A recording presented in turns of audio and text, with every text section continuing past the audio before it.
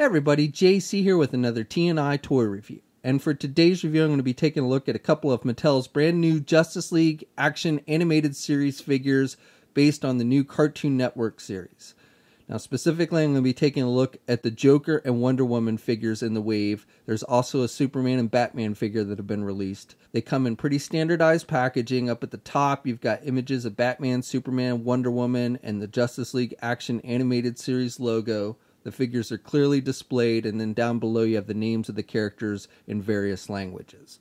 On the back of the card backs, you have images of the figure, and then it also shows other figures in the wave. So as I said, there's also Batman and Superman beyond just the Joker and Wonder Woman, and all of these are on shelves now. And then it also touts this Power Connects feature where you can basically switch up the accessories between the different figures. All right, let's get these open and take a look at what's inside. Okay, so here's a look at the figures outside the packaging along with the other contents. Now it should be noted that these figures are made for younger kids. They're based on the new Justice League Action Animated Series, as I mentioned before, which airs on Cartoon Network. The series itself is really kind of aimed more towards younger kids as well. And these toys are definitely, have the younger kid in mind with the accessories and everything. Okay, so Wonder Woman, first of all, comes with a shield, and this is done with just a bronze plastic and really no paint detail. You do have some sculpting with the stars on the front, and it has a hole in the front of the shield, and then she just holds it with this handle. So she can kind of hold it off to her side like that, or you can have her hold, put her arm forward and have her hold it so it's kind of like the shield. And then she also has the spear piece, which she actually doesn't hold very well. The hands, especially once you've put the shield in the hands, it kind of stretches out the plastic a little bit. So it'll hold it kind of loose in there, but it does have a tendency to fall off. You may have to kind of press the plastic together of the hand to get it to hold a little tighter, or even take a hairdryer to it if you really want to get it to hold tight. And the spear piece, again, it breaks off into two different pieces, and it's done with that bronze plastic so it matches the shield. And then she also has this weird launcher thing. It's done with just blue plastic. You've got a star sculpted on the front and a W for Wonder Woman. And you can put these in there, and you can really put it in either side. Now the thing about this is it looks like it's supposed to be some kind of launcher for these little spear pieces.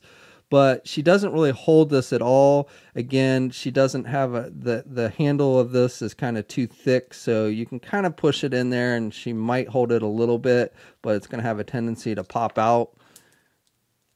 So doesn't really hold it very well as a gun.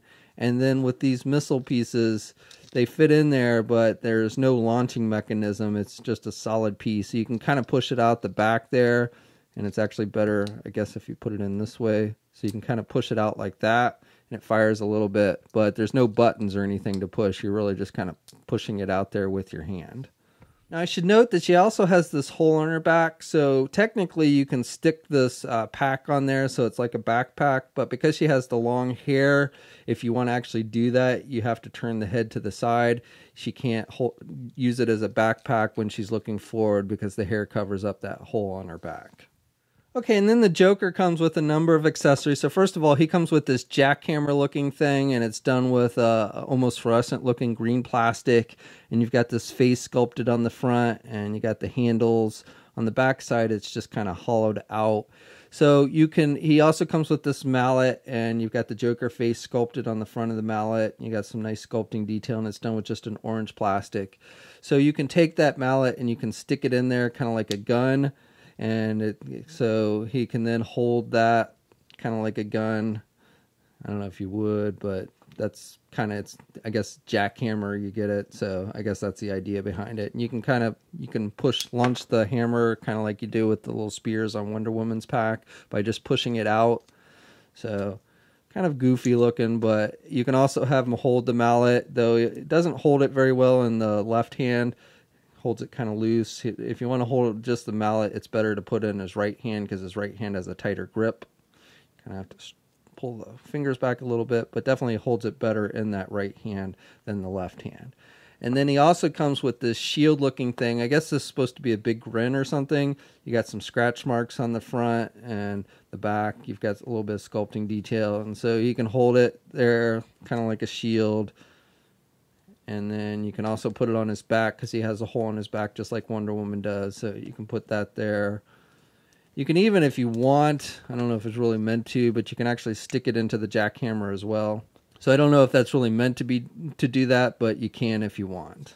And you can also have him just hold the jackhammer like you would an actual jackhammer without any of the extra accessories put into it. And you can also store that on his back if you wanted to. Now, one of the things they bill as a feature on the packaging is that you can interchange the accessories between the figures. So, I mean, that seems kind of obvious to me, but if you wanted to give, for some reason, the Joker's mallet to Wonder Woman, she will hold it in her hands, and same with the jackhammer and such. So basically they're touting that you can switch up the accessories between the different figures, even though that seems pretty obvious to me, and it doesn't really, in most cases, doesn't make much sense why the Wonder Woman would want a jackhammer or what have you. But again, that's just something that they do bill as a feature. Now for the figures themselves, I actually think they've done a pretty nice job with the sculpting. These seem to capture how the characters appear in the cartoon. I haven't actually watched full episodes, but I've seen some trailers for the cartoon, so they seem to be pretty cartoon accurate. Paint applications are basic, but again, you know, they do the job. They capture the look of the characters from the animated series. And like the Joker's face, I think they actually did a pretty good job with it. I like the grin, and I like how they painted the eyes. And he's just got the white skin with the green hair, and then he's got the purple suit with the yellow shirt and the big bow tie. Not a lot of detail on this little flower on his lapel, but you get the idea. And you can see his yellow shirt down here near his wrists, and he's got the dark gloves, and then just the purple pants, and he's got the little coat tail, which is done with a vinyl type material. So again, these are basic figures geared for younger kids, but I actually think they did a pretty good job with the sculpting. And then the same with Wonder Woman. She's got a big grin, but I think it looks kind of cool. It does kind of fit that animated look. And then she's got some metallic gold and red and blue on her outfit, and then the silver for her wrist gauntlets. And her skirt piece is done with that kind of vinyl material. And then she's got the red boots, long red boots with some silver trim and pretty good skin tone. So these definitely have an animated feel to them. And again, I think they did actually a pretty good job with capturing the look from the new cartoon. Okay, so these figures stand at about 4.5 inches tall. Now I should note that because Wonder Woman has the heels and the really thin kind of feet, she actually does not stand very well. You might have to have something to prop her up. They do have peg holes on the bottom of their feet, but no figure stand or anything. But on her own power, she really just does not stand very well on her own. Now for articulation, it's pretty much the same across the board with all the figures in this wave. So with Joker, you can turn the head to the left and the right. There's no hinge joint or anything on the neck, so there's no up or down movement with these. Arms are attached with your standard ball hinge joint there at the shoulder, so you can get the arms out good with these. You got good rotation there. It does not have a bicep swivel, but you do have a rotation at the elbow. It's a single hinged elbow, so they can bend their arms about that much. And then with the wrist, there's no wrist articulation, no hinges, no swivel or anything.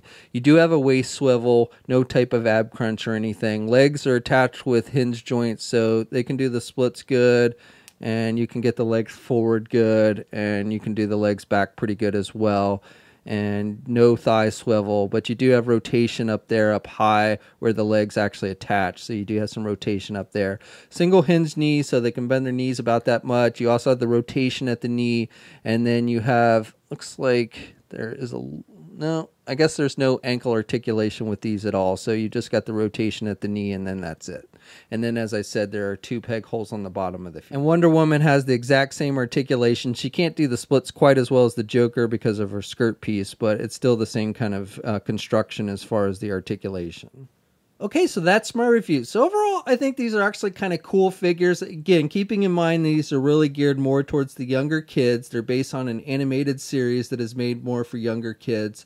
But I do think these figures kind of share the same look and feel of the old Justice League animated series figures that Mattel used to do. These actually have a little bit better articulation than most of those did. Now, the accessories are a little bit on the goofy side, but again, that's keeping in mind that these are geared for the younger kids.